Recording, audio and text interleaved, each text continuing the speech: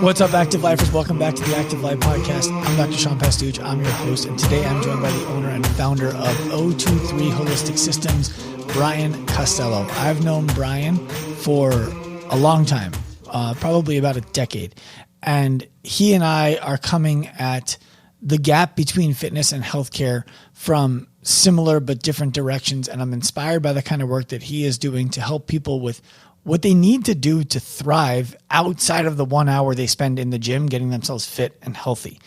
I think that what you'll find in this podcast, especially if you're a coach, is that there might be some opportunities for you to provide exponentially more value for people in your gym who right now you think are thriving, who are actually struggling behind the scenes. You're going to hear some stuff that I highly recommend you take action on the moment that you believe it could be real. Let's get you right to the show. Brian Costello, welcome to the Active Life Podcast. Thank you. My pleasure. This has been a while in the making. Yeah. I've been very much enjoying watching you from not so far go from gym owner to media company owner and kind of navigating your way to what I think now is a very natural fit for you. And when I say a natural fit, I mean you're really good at it and there's clearly substance to it. So I would love to have you start off by just telling people what is the reason that you felt compelled to leave coaching people through physical exertion to coaching people through what you do at 023, which I would consider much more holistic exertion. Yeah. So that would take me back to the time as a gym owner. I won't go through that whole story, but basically, as I evolved through my career there, I started noticing some patterns in what I was capable of, the results I was capable of getting with with clients in the gym, group setting specifically, but 1 hour at a time, a few days a week. And even though we had a very, coaching intensive professional service that we ran there, this was, quite a while ago, but just to give your audience a little bit of an idea, we had full lesson plans for every class, specific warm-up, general warm-up, skill instruction broken into different ability levels, yada, yada. Just, to paint the picture of we were there to help people get real results. And we were actually achieving most of what we were setting out to do each day. But ultimately, like I said, I started to see these patterns, and what I started to notice is that basically in about a 1 to 3 year span with a client, I noticed I would either, basically we were able to help people come in off the street and reach their initial baseline fitness level, kind of get, quote, in shape, right? And not like CrossFit Games competitor in shape, but just like, hit their sort of ceiling of, their conditioning and their strength and get to the point where they're not PRing every day anymore. They're benchmark. Everything has diminishing returns at this point. Yes, right. Look, you're going to keep getting better, but no one's going to notice it. Exactly. So we were able to get people there pretty quickly and easily, and with if that's how you're measuring success, that we were having success doing that. And what I was seeing is when people got there, though, there's really like one of two scenarios for me as a coach and for my staff. One was that they get there and they're very happy and satisfied, and like, I've arrived, so to speak, at where I wanted to be, and our job was then transitioning more to, from a coaching standpoint, things like stringing together toes to bar, getting first ring muscle ups, faster barbell cycling, these things that are seemingly important to the client, or were sort of seemed important to me at the time and was fulfilling, and I took pride in being able to do that stuff well. But ultimately not really having a lot of impact on their life, on their entire life. Right. It made that 1 hour a better hour for them because they felt more prowess within it, and that gave them confidence for that moment. But then when they leave, there's nothing to it. It's like your friends don't care that you can now do 15 toes to bar in a row. They're like, what is a toes to bar? Exactly, right. So that was one, and that was really more of still like the positive side. And then there was people who got to this baseline fitness level but felt like stuck. Like they came in, maybe not quite as athletic, so they're not really, still never really going to get those things like ring muscle ups and whatnot, but they came in much more deconditioned. They lost the weight. They started getting in shape. They made friends. They had this whole like honeymoon phase type thing. And then the shine starts to wear off, and like I said, PRs slow down. Things sort of plateau and and they feel sort of stuck, right? So it was still the same thing though. It's like we took them from where they were to that, they got in shape more or less, and then it's like the track was ending. And for a lot of those people, that's where I started noticing more first, was like I didn't have a lot of answers because, again, we're limited by the amount of time in the gym, the amount of people in the class, the things that we can. I have a clarifying question there. You mentioned that these people felt like they got stuck and you didn't have a lot of answers. Do you think it's that you didn't have a lot of answers, or that you didn't have a lot of answers that you could deliver in the set and setting that they knew you in? That one. Okay. Yeah, exactly. So it was like, I shouldn't say I didn't have a lot of answers. I had a lot of ideas in my mind of what answers could look like. I had this vision of like being able to do more for these people, right? To know, like, started realizing that this shouldn't be the end of the line. This shouldn't be where the journey ends, for a number of reasons. One, for my own fulfillment as a coach, mostly for my own fulfillment as a coach in my career and what I wanted to do for people, but also as a business. It's like the cycle of service is only 3 years at the most, and I'm going to make a living doing this for the rest of my life. That's not going to add up either. But yeah, so I had these ideas, but at the time I didn't know what it would look like, how it would be implemented, how it would be built into the business, where to start people, like how to even really find out exactly what is at the root. But all I knew was that what wasn't at the root was the constantly varied functional movements at high intensity. Like we're doing that to death, and we've gotten where we are, and we do it in a good way. But this is kind of the end of that. Right. It has a floor. It has a ceiling. Certain people fit into it. Certain people don't. Yes. And that's it. What I hope people are taking from you so far, and I know we're going to get into much more, is you're effectively unpacking how your own selfish ambitions, the things that make you happy, that make you feel full, that make you money, are the things that drove you to say this service isn't good enough to do the things that fulfill my personal ambition. And so going inward and being selfish affords you the ability to actually help more people in a more meaningful way. And I think it's a really valuable lesson as we continue to go. Yeah. And it was actually a very challenging process for me to come to those conclusions, because I'm like, I've spent at that point, my entire adult life. I started the gym when I was 23 and was all through my 20s and put everything into this. All of a sudden, around year 6, 7 of it, I'm starting to realize like, this is kind of what it's going to look like. This is going to be, how, if I continue on this path as is, this is just going to be what I do sort of on this cycle for the next however many years.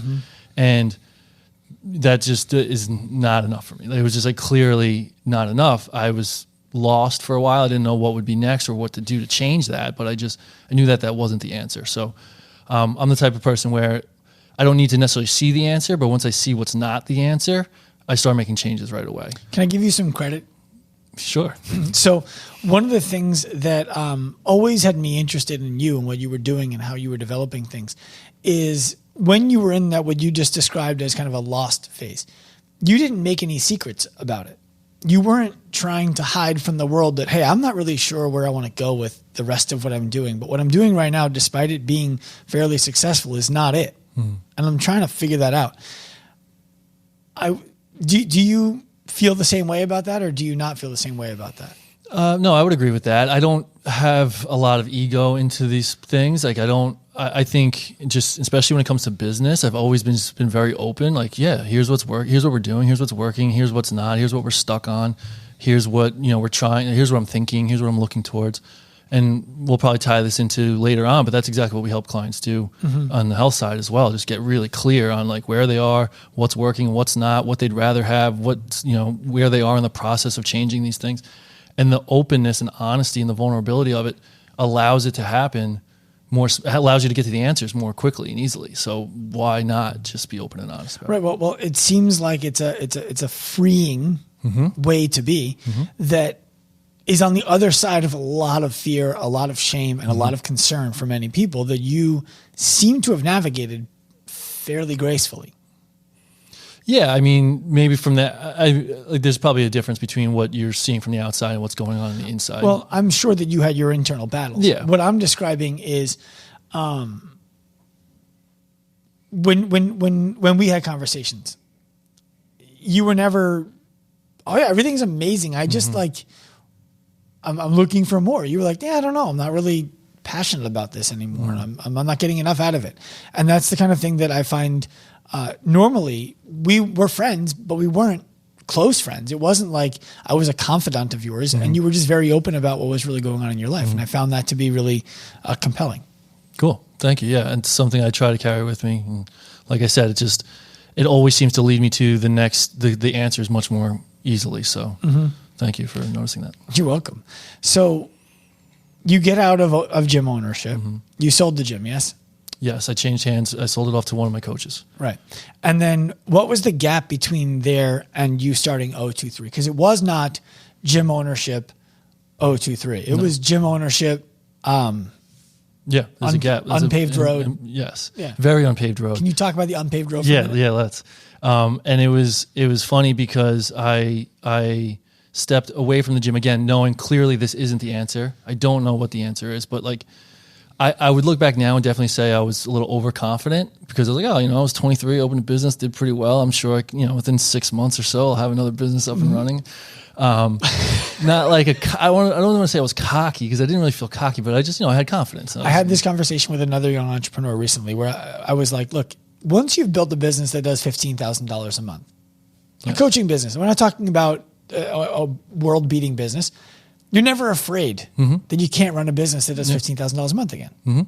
So that sounds like what you're describing. I know you're doing more than 15,000, but it's the idea of like, I can do this again. Right. Exactly.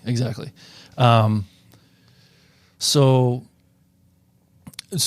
I'll just quickly say though, as I walked away, we changed hands and it was kind of like, we had a big party and it was like the celebratory thing. And like, we had like an official, like changing, I was handed it off and it was all like a very positive thing within the community publicly. I was just like gracefully stepping away and stuff like that. But I internally, felt like my head was hung kind of low and I just felt a little defeated. I just built this thing, did all this thing, and then realized it wasn't going to be the answer and started to feel lack and unfulfilled. And now I'm like kind of just going off to figure out the next thing. So what was also important there is my own health. I was physically, mentally, emotionally just drained, like at E on all of those things. In the worst place I had been in the entire stretch because, when we were thriving, I was young and I could work 16 hours and all these things, like, it didn't seem to bother me. We grew as a business for the first, I think it was 60 months straight, new PR business wise. So it's like that energy is, that kept me going, right? Yeah. It kept me cranking. That then we started to not PR every month and things changed. And there was a whole bunch of, changes internally within our team that were really tough on me. And you mean businesses stop growing? Well, to be honest, at my, I was young. I was just like, I don't know. The harder I work, the more money we make. This seems great, and started realizing that wasn't really how it works. And like I said, I had some relationships that were really important to me that kind of fizzled out, and I was taking it hard. And so I stepped away, and there was you mentioned briefly. Normally, I don't mention this because it's not really like too important part of the story. But I did start a media project, pretty immediately. And in hindsight, it was me. It was, I don't want to say coping. It was me being really excited about what I thought was a cool idea, and like going just all in on it without a whole lot of thought. It was a cool idea. And it is important because I imagine there are things that you learned from trying to launch that you don't learn if you hadn't done it. Oh, yes. Yeah. So a really important step ultimately. Yeah. Because I learned really quickly, this ain't it. This ain't the answer. This is like the person who you're like, they'd be an amazing friend if they didn't just keep on talking shit about me when I wasn't around. Yes. They're so much fun, but then I leave and they talk shit about me. It's like, well, they're not a great friend. Yes. On paper, it would have been great and all these things. And that was me. That was my, I don't want to coach anymore kind of thing too. Cause I was just burnt on all of that.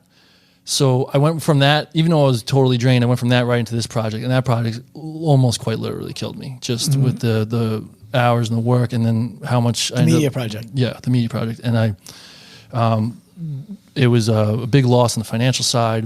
Pretty much lost all of the money that I made from the gym and all these things. So now I'm in like a worse spot, more rundown. It was luckily only about a 6-month span for me to get to that place of like, no, this isn't gonna be the answer. Now is when I did what I should have just done right after the gym, but I took a pause and I was like, I don't know where I'm going right now, but it's nowhere good if I don't stop and start to prioritize myself a little bit more. When we had the gym, we were always kind of in that 200 to 250 member mark, and I would jokingly say I'm priority 251, and it was a joke, but it was kind of not a joke. You know, it's just how I lived, and I was just burnt. I was just worn out. My marriage was on the rocks. I had those friendships that fell apart. I didn't know what I was doing next career wise, but I was like, instead of trying to just jump to the next career move, I need to get myself together here. So I'm going to take some time. I set the intention of prioritizing myself first and foremost, as long as needed, basically. And that's when I started exploring all different ways of living, basically new ways of living, holistic type ways of living. The first thing I did different, I took the Wim Hof course in 2015, and I started going all into like the breath work side. That led me into like the meditation side. I was doing tons and tons of walking. So I was living what you consider, out east. Yeah. And it was very rural, and I was a lot of woods. I was just hiking, and I started journaling and writing things down, and I did a long fast different day for that story. But it just kind of, all of a sudden I was like, holy shit, I feel great. I feel better than I ever felt when I was at my best shape in the gym every day. I was, I had competed in regionals as a CrossFit athlete and stuff back when it was a little easier to get there, but I was in good shape, and I was doing all those things. And this was categorically different on the way I felt. My mindset, my sleep, just the energy I held through the day, my mood. I was like, holy shit, this feels so good.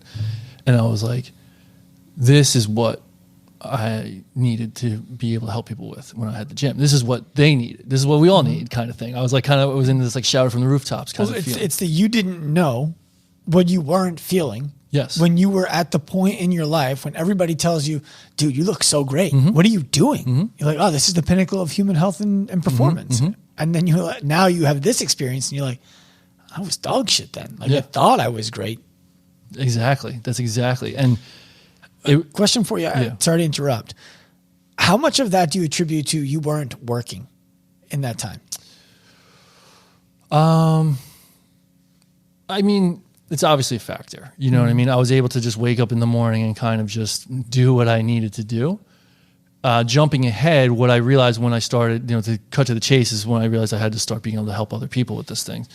I was very aware of the fact that other people can't just do this, right? So the things that I'm learning, I have to be able to teach to people who are living modern lifestyles. Right. And it's kind of and it's a great question because it kind of sums up how I was taking a lot of what's considered like ancient wisdom, just a lot of timeless principles of natural living and translating them into our modern lifestyle. So people with, 9-to-5s and commutes and kids' schedules and computers, can do these things. And we'll get into it before this show is out. But I think that what you've done a good job of is bringing modern wisdom in, and not bringing, ancient wisdom in, and not bringing ancient wisdom in.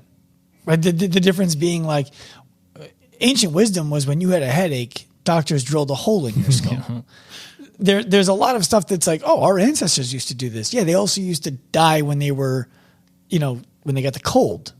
So there are some part of ancient wisdom that's worth bringing in, and there's some part of it that's like, that's really hokey and dumb, and we probably shouldn't do it. And one of the things I want to get into with you, maybe we just do it now unless you think there's a better time, is how do you make the judgment call on like, look, telling people to get more sunlight and walk around barefoot to somebody who lives in Manhattan sounds so California woo-woo hippie bullshit. And it's not. How do you make the decision on what to bring in, when to bring it in, how to include it in your education? So I guess it would be a good time to get to that. was trying to think. I thought I had like a point in my head I was going to. Yeah, I fucked it up. I'm sorry. It's okay. But anyway, so I was helping people, translate this stuff to my, so the not working thing. Right. I was very aware that this is. I think you'll bring it back. Good job. Yeah. So I kept that in mind. And actually, let's save that other point for a moment because I was just going to just wrap up that unpaved road section still. So I started getting this calling back to coaching. I was like, this is what I want to do. I want to help people with these things. I want to be able to deliver. And just kind of, like I said, it's the shower from the rooftops type feeling that I was having. So I first started working with people back in person, and I had my garage gym was set up really well. It was like it was bigger than this place, but it was like the same idea, like wall to wall mats, like full equipment. Get just shit on this. He's like, it was actually probably about twice the size, if I'm being honest. It's way bigger than this. Way bigger. I meant to just, I was trying to give you an idea. It was a full system, and I had a sauna, I had an ice tub. I was doing a lot of that stuff. Mm-hmm. So I started, I kind of opened myself back up to my old clients and, hey, I'm doing one-on-one stuff and whatnot. And I was having people come in, and what I was mainly doing at the time, I would program for them to go, whether they were doing it in their open gym, wherever they went, whatever their situation was, I would write them daily programming. But then they would come in once a week. We'd do sauna and ice, and then we would talk about lifestyle. Mm-hmm. And I would also teach them anything they were going to be doing in their program the week, whatever. It was a consultation once a week. How are you finding these clients? They were mostly from old clients from the gym and just kind of that network still. And was there any conflict for you? This person, I sold this gym to somebody else. This person was paying them, and now they're coming to you? No, because a lot of them didn't still go there. Some of them didn't still go there. A lot of them were just coming for accessory. They were coming for the heat and ice, and I was writing them accessory programming that they were still doing at the gym and things like that. And so, no, it wasn't really a big deal. And this was a short period of time, which is what I'll get to. So what I was doing, and they were coming in, and what I was realizing is, everybody would come in and I'd be like asking how the week was going with the program. Oh yeah, no, that stuff's good. But anyway, I have this question for you. What about this and this? Oh, I read this thing or so this. And this is when Instagram was starting to become a resource for people to learn stuff, Mm-hmm. And they're coming in with questions, and I'm kind of helping them filter things out, and trial and error stuff and whatnot. And I realized that everything was just shifting towards the lifestyle. Almost the other stuff was becoming so unimportant, and I was looking for any way I didn't want to be doing daily programming anyway. So I was like, okay, let's cut this out. Just work with people who already have some kind of, I'm jumping ahead a little bit, but basically I started getting the idea of cut this out, work with people who already have the movement side being met. But they're already exercising. They're already exercising. They go to a gym, they like it, they go to a place, and focus directly on the lifestyle. And that's what I started formulating in my mind.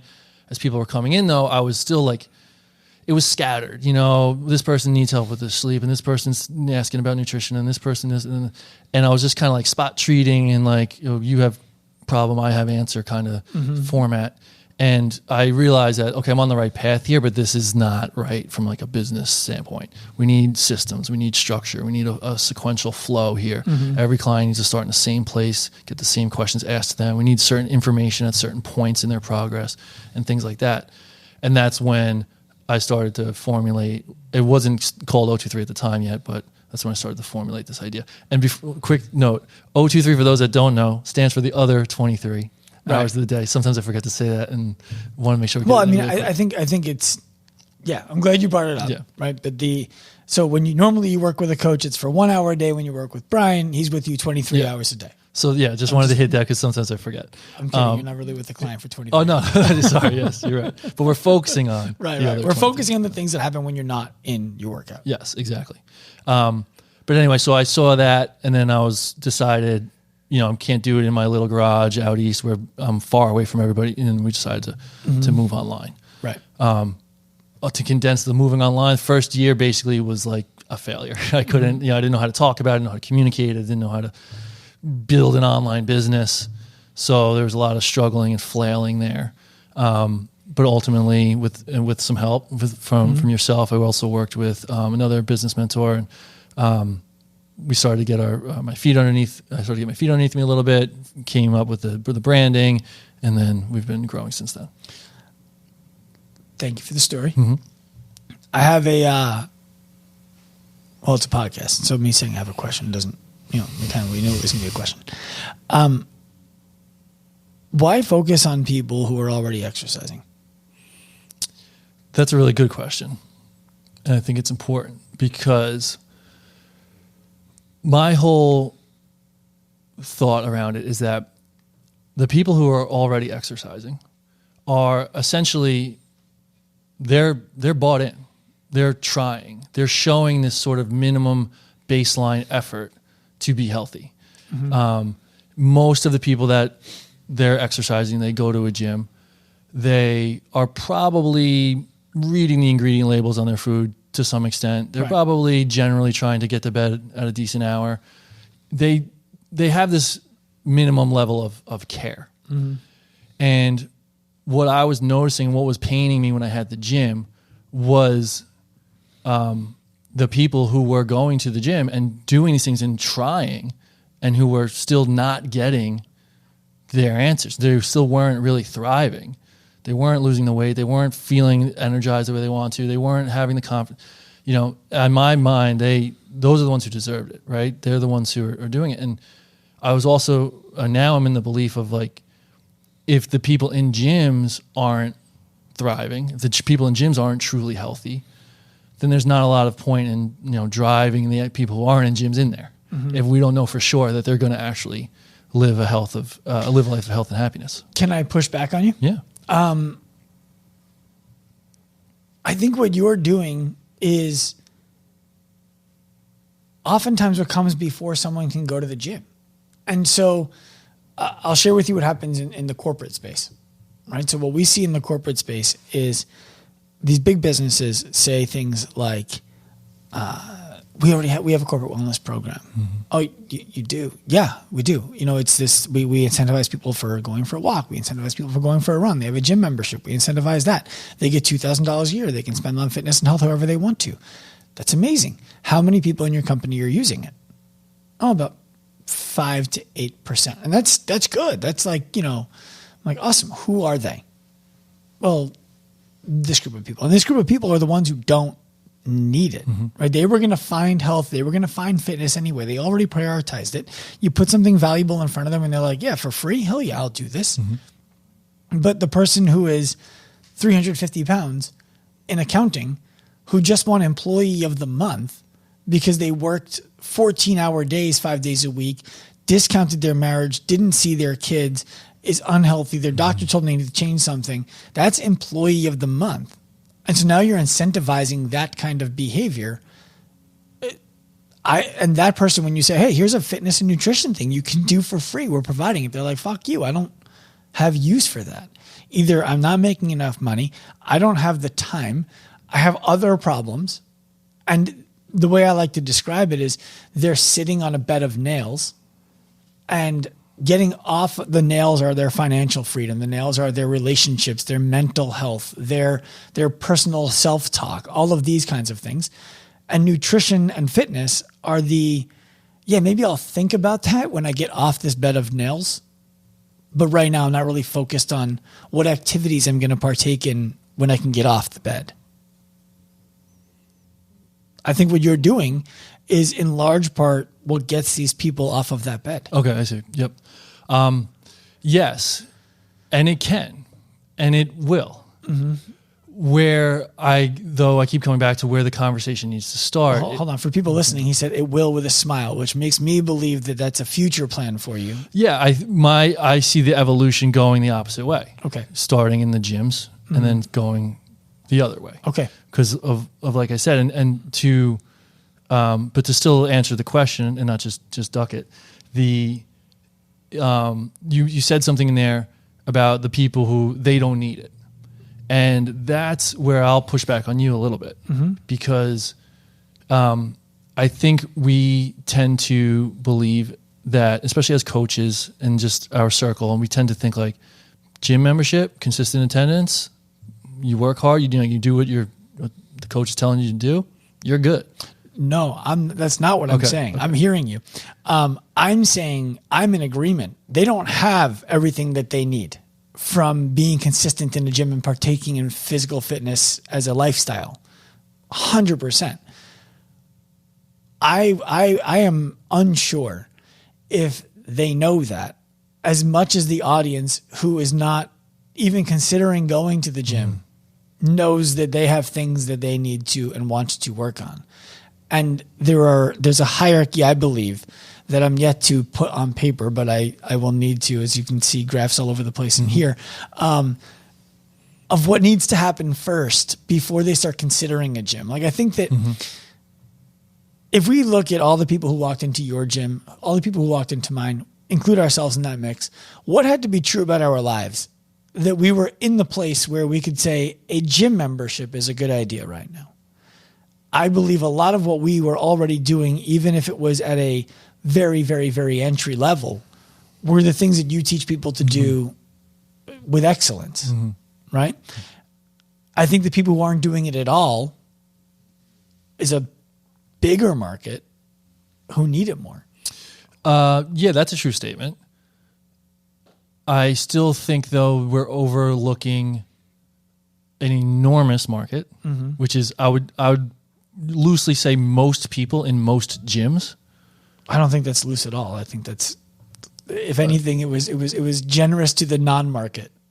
I think it's almost everybody. Yeah. Yes. So I'm saying including in like just about everybody and just about everybody gym. I'm talking about in the gym. Yeah. Yeah. Is still incomplete in this area as well. So we use, I'll use an example that we take from our level 1. So we have this short clip about this woman named Becky Burpee. She's obviously not a real person. But that's not her real name? No.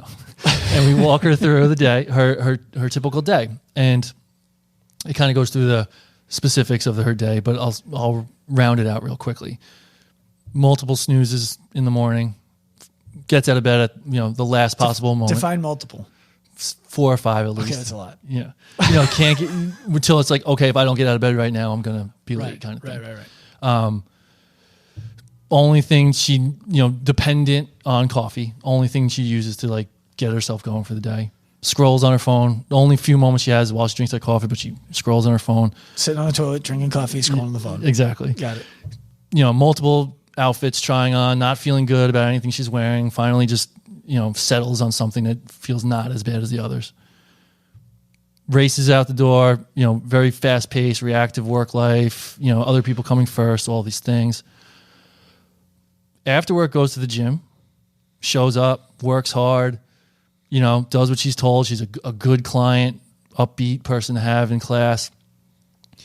Leaves the gym. Usually we'll eat okay. Oh, I missed a bunch of stuff about her eating, but do it. Go back to it. Yeah. So because I think right now you're making a really good visualization. So, at work, break room's a battle. She walks by. She's tempted. Some days she resists and does well. Other days she gives in, and whatever. Either way, she feels like she's losing. The resisting sucks. The giving in is guilt and shame. That sucks. There's a kind of this general low grade angst that follows her around, just between her inability to focus on herself, her work life, the insecurity she has. Again, then she goes to the gym. That's a generally positive experience. Comes home, usually will eats an okay dinner. She's kind of revved up from the gym. We'll make a usually good decision, and then ends up getting back to nighttime's Netflix scrolling, at least too many episodes. Late night snacking now becomes the same battle as the break room. Some days she resists, some days she gives in. Whatever, she feels like shit either way.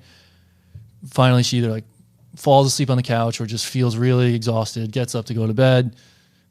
Surprise, can't fall asleep. Mind's racing all the day, anxious, worried, yada, yada. Inconsistent sleep, wakes up, same cycle over again. So we asked this, we tell the story in our level 1, and then we talk to the coaches about, can you picture someone in your gym like this? And every hand shoots up. And most people are like, I used to be like this, or I am like this still, or whatever, Can you see how this person, sorry, what I had a point I wanted to make first. Either way. Well, while you're thinking of that point, I don't think that, first of all, I can see that person. Okay. I every time you were saying she, I'm like, it could also be a he. Like it's the same experience. And that wasn't you. And you still needed what you're teaching now. And so when people are listening to this, what I think is a convenient out is, oh, I'm not that bad. Right? Like, no, I don't get tempted by the break room. Like, I don't like the way my body feels when I eat that stuff. So like, cool, Brian, but not like, I don't need this.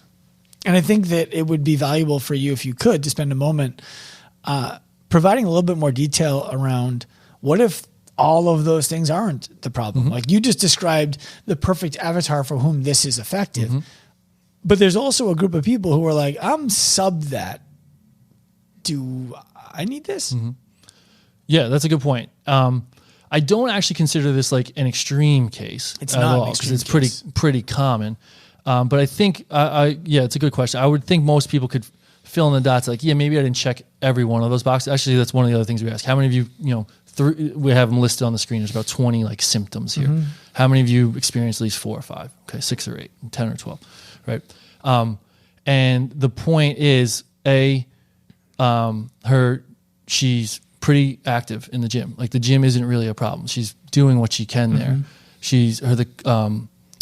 From a coaching standpoint, she's you wouldn't even necessarily know that she's struggling with these things outside of the gym. She's upbeat. She's happy. You're the type of person she wants in class. Nutrition, more or less, gets the food in her body. That is decent. Obviously, there's a whole issue around the relationship and all that stuff.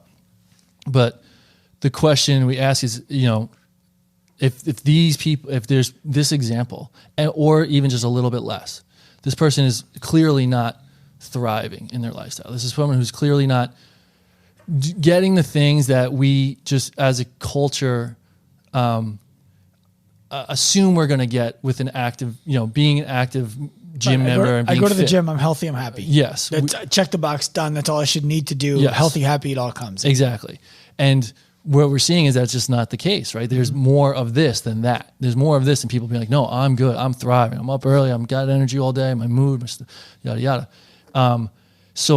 And then we transition the conversation to the question of, well, who helps this person and how? How do we do this? Because the gym's, pretty good. Nutrition obviously needs work, but it's not just going to be, oh, here's a macro thing and she's going to be good all of a sudden.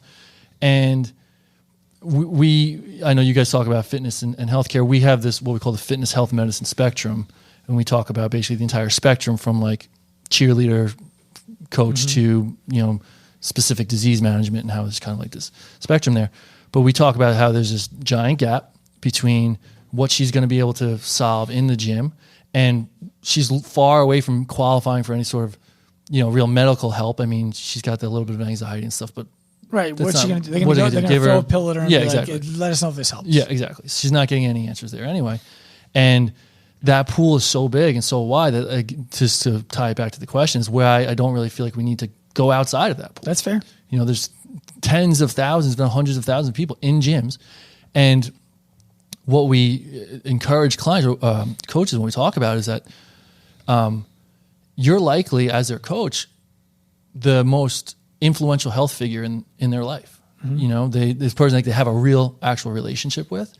And you're probably the only person in any sort of healthcare area that can devote any real time and attention to these matters in a way where we have answers to everything that we just mentioned there and can support a business, create a business model that supports the time and energy needed to help her transform her lifestyle from where she is to where she wants to go sequentially, step by step. Well, so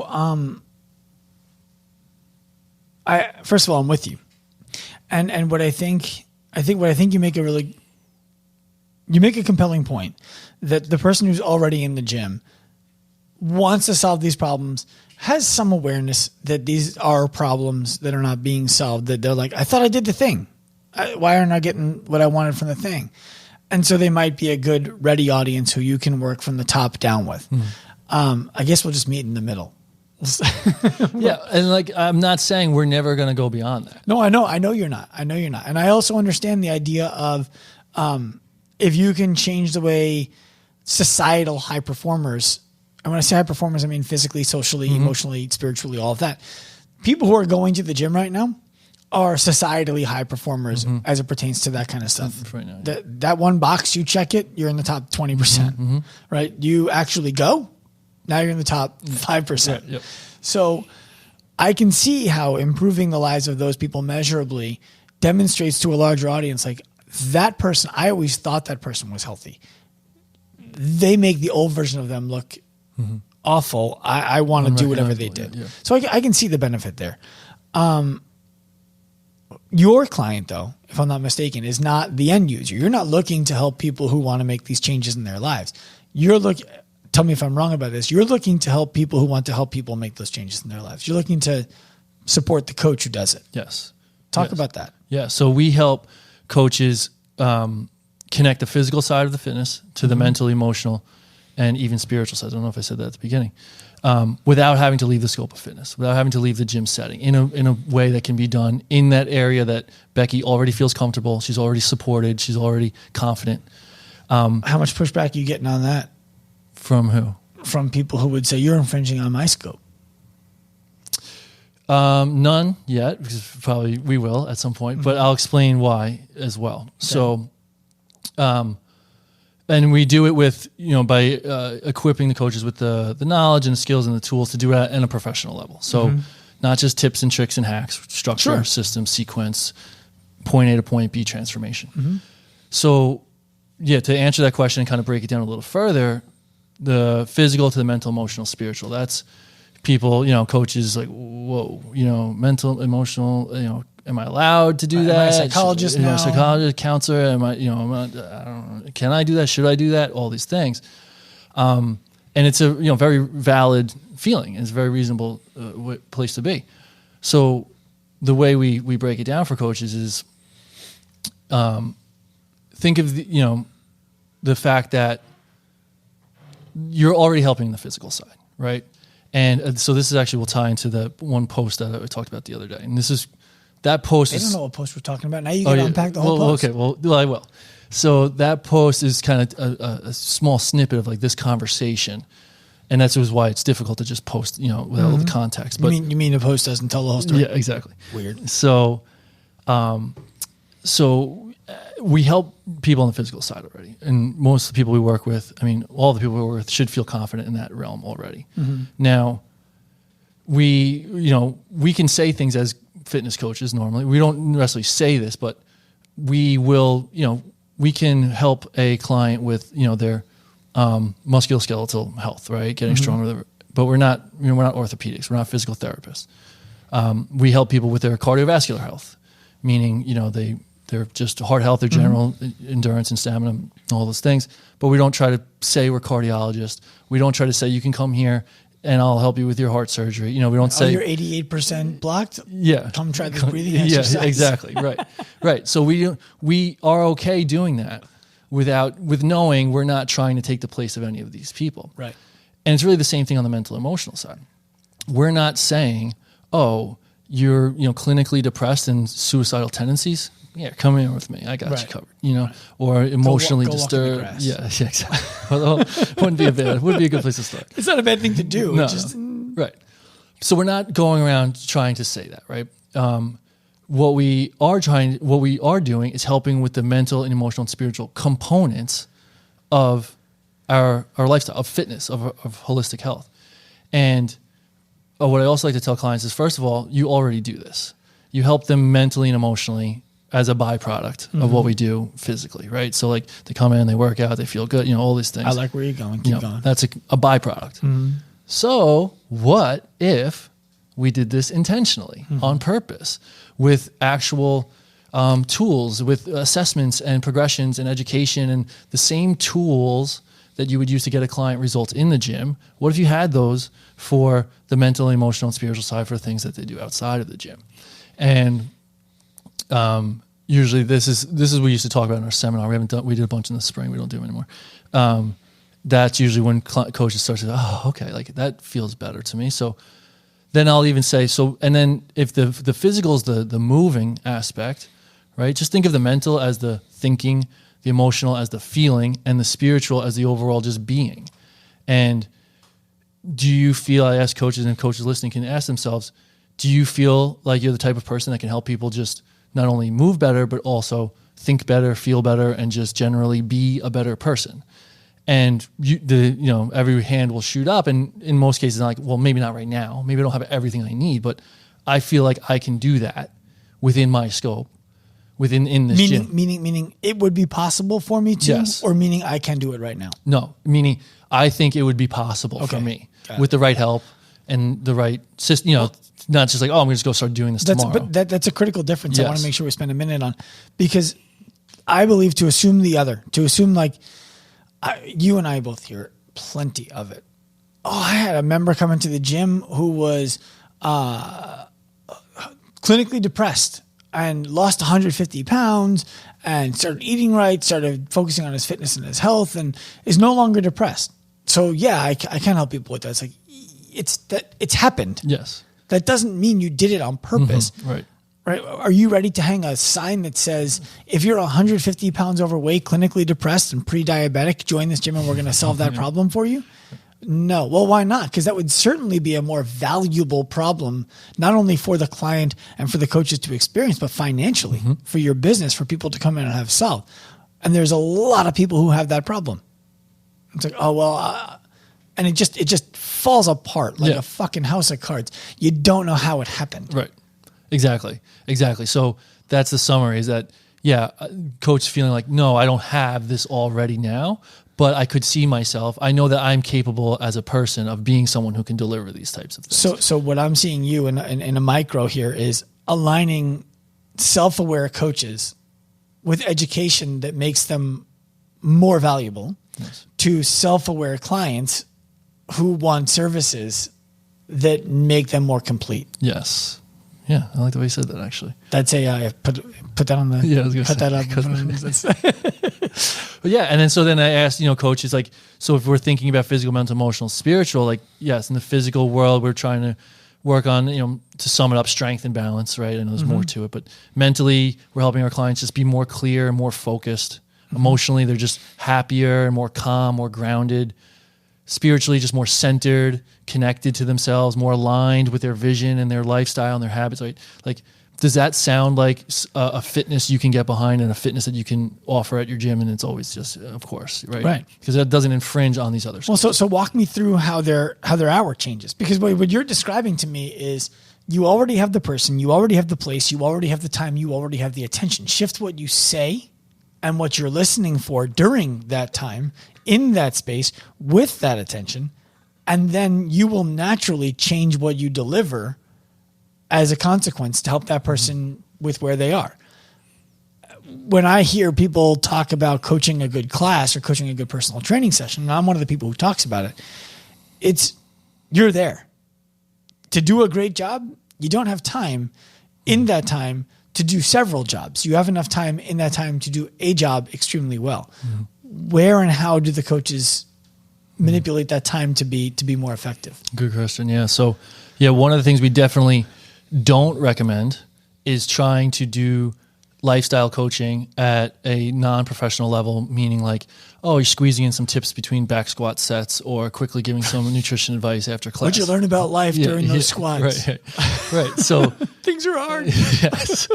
So, and a lot of coaches are like, oh yeah, we've tried this, we've done this, we have this accountability check-in on Fridays. Right. It's like no one's really into it, or it doesn't work, or I tell people this and they just don't do it. They don't listen to me, that kind of stuff. And that approach can actually make things worse. Yeah. Right. Because you're not giving them, for a lot of reasons, but like it's not. For the most critical reason that I believe is because you're giving them what you believe is that thing, which is in some ways similar and at the same time very different. And then because it didn't work, because you did it wrong, you didn't put enough intention into it, you didn't make it important enough, you write off the whole concept of helping people with these things, which is missing the whole opportunity. Yes. Yeah. And it would be similar to, I could be wrong, but I think it would be similar to someone giving someone some advice on a shoulder, not feeling whatever, hurting and whatnot, that might be similar to what you would prescribe as an active life professional, but just almost by chance without the proper assessment and the proper education for the person and the proper sequencing. The similar for us is Oh, I use them doing the exercises as an assessment. And that's similar to what you guys do. I'm like, in that there's a human in a room with you. Like that's about it. What's not similar is anything else. And there's just a significant, and I'm positive that you see this because in your own business, because we're an industry in fitness where everybody would like to think that they're all things to all people. But the reality is we are many things to some people and almost no things to most people. And it's finding who are the people for whom we are many things that is most critical. And I like to call it unconscious incompetence around a specific topic. Like you think you're doing this really well because you don't know what this being done really well looks like. Exactly. In the same way, you don't know what feeling really good feels like until you start to feel it, like we talked about earlier, similar. But yeah, and that's a position a lot of coaches are in. Like they think they're doing, and of course it's hard for me to be like, oh, you mean the thing that we spend 24 hours a day, 7 days a week working on for years and refine, right. You don't, that's not what you're doing. You do by accident. It's a byproduct of it. But to answer the question, so yeah, this isn't something where we're trying to build into today's fitness lesson necessarily. Like, oh, we're going to also coach you on these other things while you're in that 1 hour still. Bring it in. We have 10 minutes to talk about life. Yes, exactly. So when does it happen? So the coaches that we're working with are building programs. We actually, in our level 2, give them all of our programs to offer as like essentially like a bolt-on program or something that they offer within their same business, but conducted separately. So it's like buying a personal training package, except instead of personal training, it's this. Yes. Okay. Exactly. So they separate can still time, come to their separate place. classes. They can still buy personal training. yeah. And then it's like, we have another time that you would come meet about this stuff. Exactly. Yes.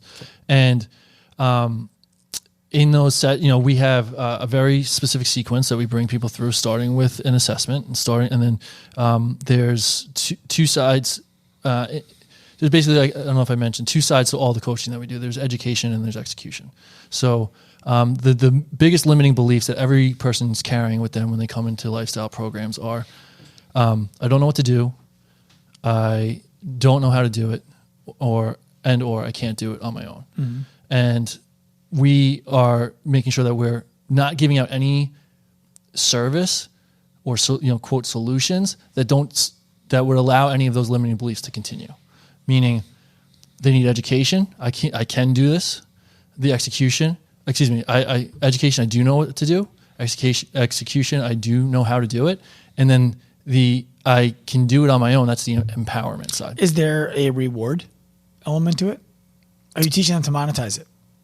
The coaches? Yeah. Oh yeah, of course. Well, I think that's Yeah, sorry. I think you should say that. Sorry, yes. This is a paid program. Well, so let me one of my core beliefs is that in order for any person to take any action, 2 things must be true. One is the action that they are taking must be likely to lead to the reward that they want. 2, they must want the reward, right? If I said to you, hey, I have $10 million for you, you're just going to jump off the roof of the Empire State Building and hope for the best. If you come out alive, I'm going to give you $10 million. You're not jumping off the building. It's not because you don't want $10 million. It's because it's unlikely you realize it. However, if I said to you, hey, you're going to jump off this building in tandem with this guy who's a professional base jumper. They've done 100 of these jumps. There's a parachute that he's going to launch. All you got to do is hold on. And if you were alive at the end, you make $10 million. You're like, yeah, fuck yeah, sign me up. So the action must be likely to lead to a reward that somebody wants. So I think it's important to acknowledge that people who are doing this are making money. Yes, sorry. That's important, yes. And there's the time is set aside. The sessions are done separate from your typical classes.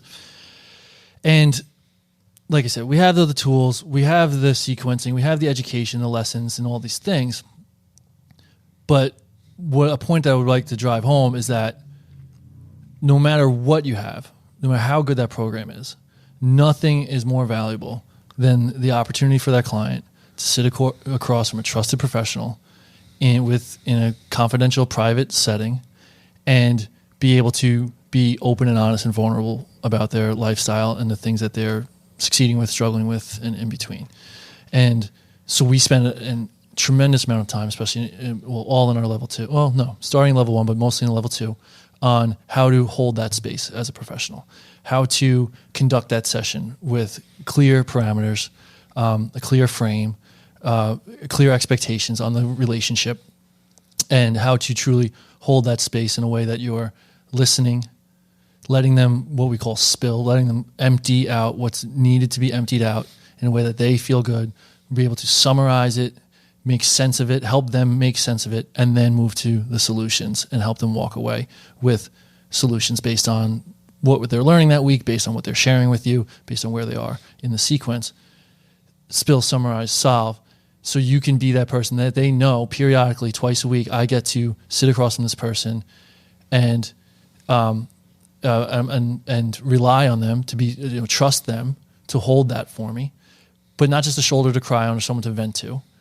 And not just someone that's going to say, oh, you have this problem, here's the answer, right? To really hear them, talk them through guided discovery to the most empowered action steps that they can take when they leave the session. Walk me through how being an 023 client works, the coaching. Like I'm going to come to you as right now I coach classes. Okay.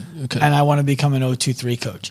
What is the sequence? Does it start at what is level 1? What is level 2? You mentioned level 1 and level 2. Is there a level 3? What about a level 946? Where does it go? Level 3 is in the works. Okay. Level 1 and level 2 are up and running and cranking. The level 1 experience, it's a 2-week masterclass. So it's condensed. It's basically the equivalent of like a really powerful weekend workshop. Okay. Just done over 2 weeks online. Yeah, exactly. So there's a whole week of pre-course material that really gets into all the differences in what we do, which is quite a bit, which is always orientation. It's an orientation. It's obviating the problem that you have now opted yourself into potentially learning how to solve. Yes. Then we move into the 2 weeks of the main education. Monday through Thursday, there's about a 20 to 30 minute lesson, broken into 3 to 5 minute videos, chunks with a little assignment. So roughly 30 minutes a day, Monday to Thursday. Fridays we have group calls.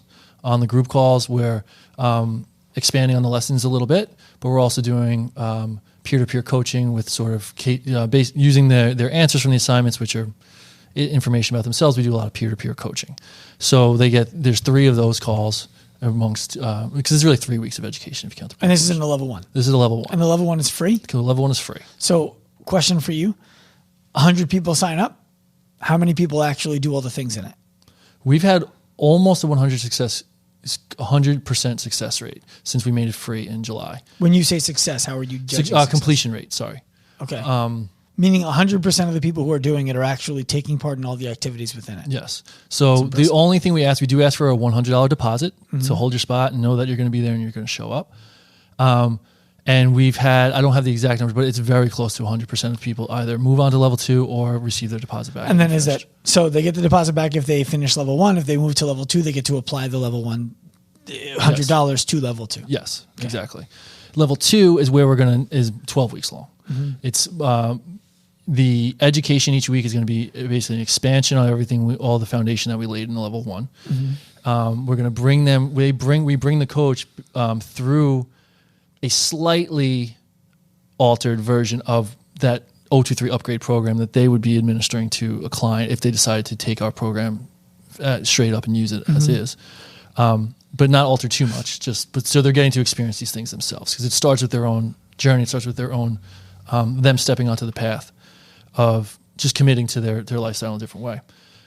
And then so we're taking them through all of the education, and then the 90-minute live call each week is where we focus on mostly breakout sessions with a lot of peer-to-peer practice a lot of observational coaching first with Jordan and I work with groups, and then we move them to peer-to-peer. It gets progressive as they go, obviously, until they're completely ready to work with the client. So we give them all of our look assessment, our leap accountability, our one-win accountability, and the entire upgrade program that we have. We have lesson plans for every week, and all the different resources that we use within each week of the lessons are all given to them. And so the second half of the course is really training them on all of those. So the all-in commitment for somebody, it sounds like it's about 14, 15 weeks. Yes. Okay. It's going to probably bump up a few more weeks starting in January, but yes. To expand on the content, or to drag the content out a little bit to allow for more absorption? A little of both. Okay. To expand on a little bit more and there's certain areas where it's a lot. We're covering a lot, and a little more time would be nice. Okay. Most profound result that you've seen for a coach who took this education since you started? You mean like a specific example of something? I want you to think of a client of yours who did something and you were like, holy shit, this stuff works. Okay. So the first example that comes to mind is from someone who asked me not to share the feedback when she had given it to me, but I can do it in a way I'm sure that's vague and enough. We had a client. So Kristen, if you're listening. Yeah.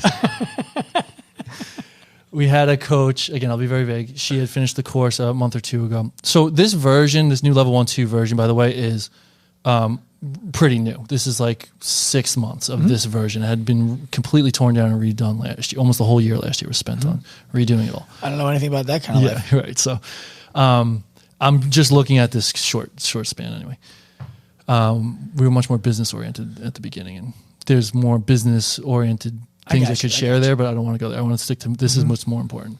So this client, she shared that as she was moving through the course, she had kind of updated us along the way. Her mother had gotten diagnosed with stage 4 cancer and was deteriorating rather quickly. And she was not only what she had shared at the end of the course was that she was not only able to use what she was learning into her lifestyle at the time to manage the mental and emotional side of that, but also to manage her. She was the head of a household as well. She was the mother of children, so to manage her family in a way that they were still able to progress their lives every day in a positive way, despite this terrible thing. Yes, which is, we didn't really get into it, but that's everything we do is a practice, right? It's not, hey, this is the prescription you're going to follow. It's all based on where they are in their life and what they can do at that time. And she was able to not only just mitigate, that time of her life, she was able to still progress and grow through that phase of her, of what was going on. And what was most important was that she was able to reteach what she was learning to her mother during this time in a way that kept her feeling like she was feeling positive and progressing and making her life better each day, even though she was essentially passing. And that was, as you can imagine, something that really hit for me. It's heavy. Yeah, it's heavy.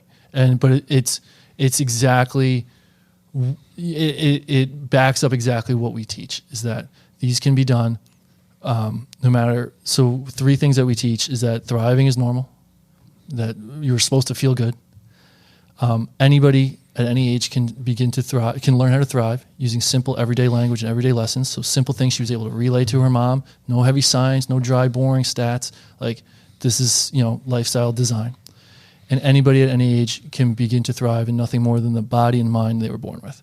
So no matter where they are in their life, they can start to thrive right now. Now, yeah, granted she wasn't thriving, but she was able to still.